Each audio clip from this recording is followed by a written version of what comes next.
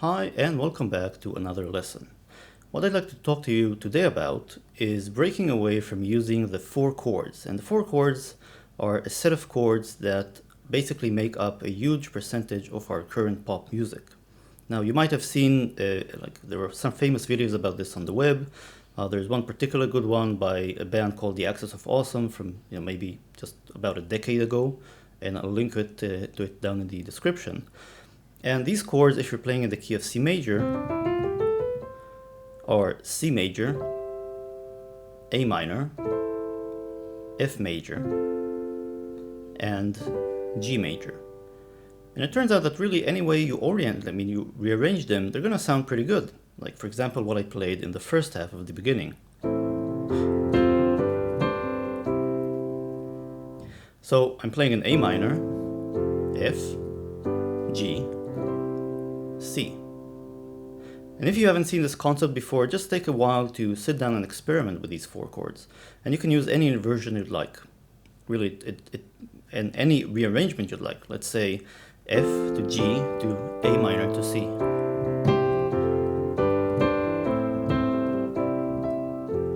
So the fact that they so easily lend themselves to a good sounding combination is actually the downfall of many songwriters, because they naturally gravitate towards them.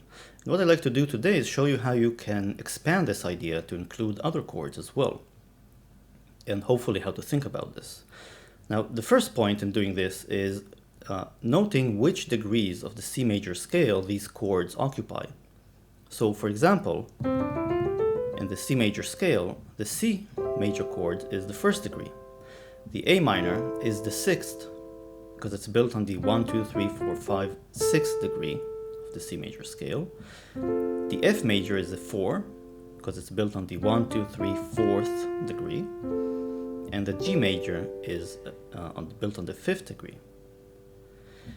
Now I'm going to make use of the fact that the C major scale has what's called a relative minor key, which is the minor key having the exact same notes as the C major scale, and this would be the A minor key.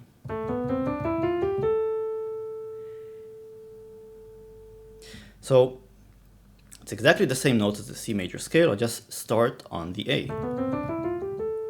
And now what I'm going to do is I'm going to construct the exact same degrees, but on this relative minor key. Remember, we had 1, 6, 4, and 5. Let's see what they happen to be on this scale. So we have the 1 would be an A minor. The 6 would be a 1, 2, 3, 4, 5, 6, an F major. The 4 would be a 1, 2, 3, 4, a D minor. And the 5th would be a 1, 2, 3, 4, 5, an E minor. So we have A minor, F major, D minor, and E minor. And lo and behold, these actually sound pretty good as well. So this corresponds to the second half of the introduction song I played. There I played an F major, going to a D minor, going to an E minor, going to an A minor.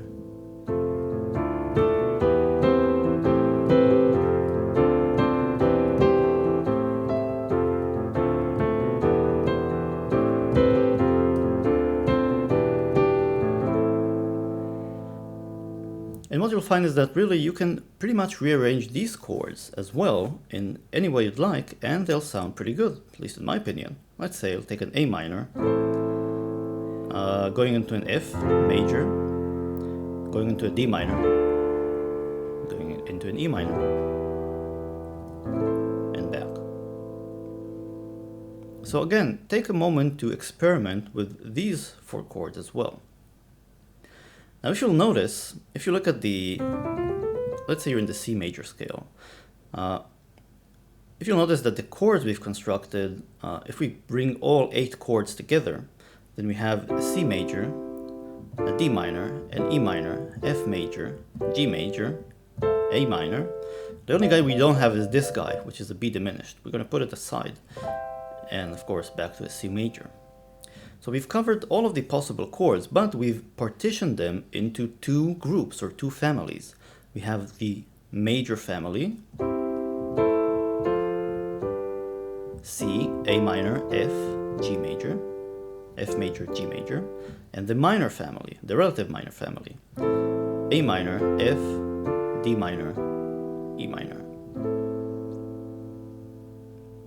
And the way you can think about this is always keep in mind which family you're in, and keep in mind that you can switch between families. For example, for the verse of the introduction song, I use the major family.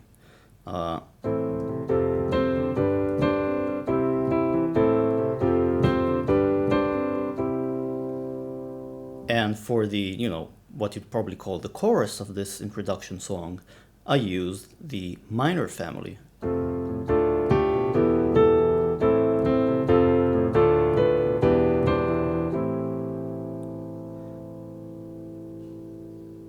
Now I'm really using a lot of different chords, but what really changed is the way I think about them. I've partitioned them in my mind into these two separate families. And I also keep in mind that I can jump back and forth between these families as I play. It doesn't have to be a sharp distinction like verse and chorus.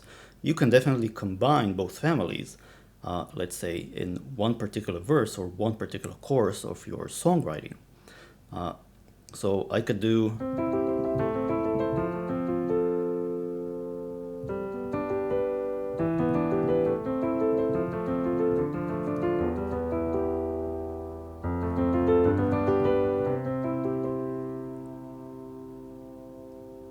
So what I've done here is I've gone through these different chords, but I always ask myself, which family am I in and am I switching? So for example, I'm starting from the major family. And now I'm saying to myself, well, let's switch to the minor family. So now I can pick chords from the minor family. And now let's go back to the major family. So I'm going to go back to the C major, A minor, F major, G major.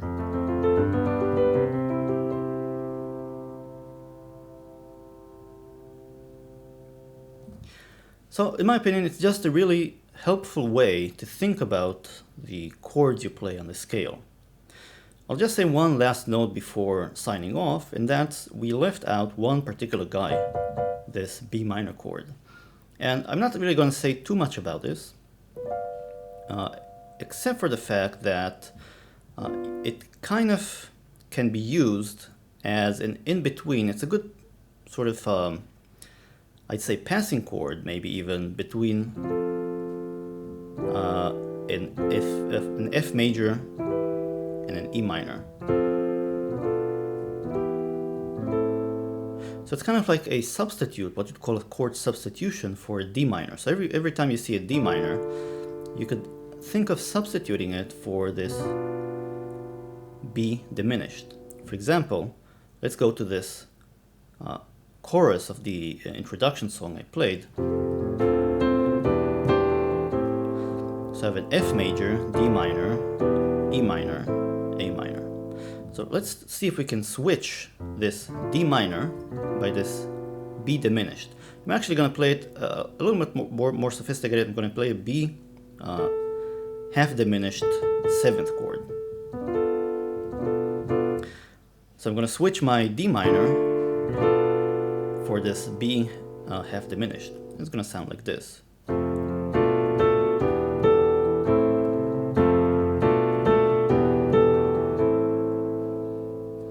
Some of you might like this sound, some of you might dislike it. Of course, in art, there's no correct answer. Just experiment and find something that appeals to you. And with that being said, I hope you've learned something interesting, and I'll see you next time.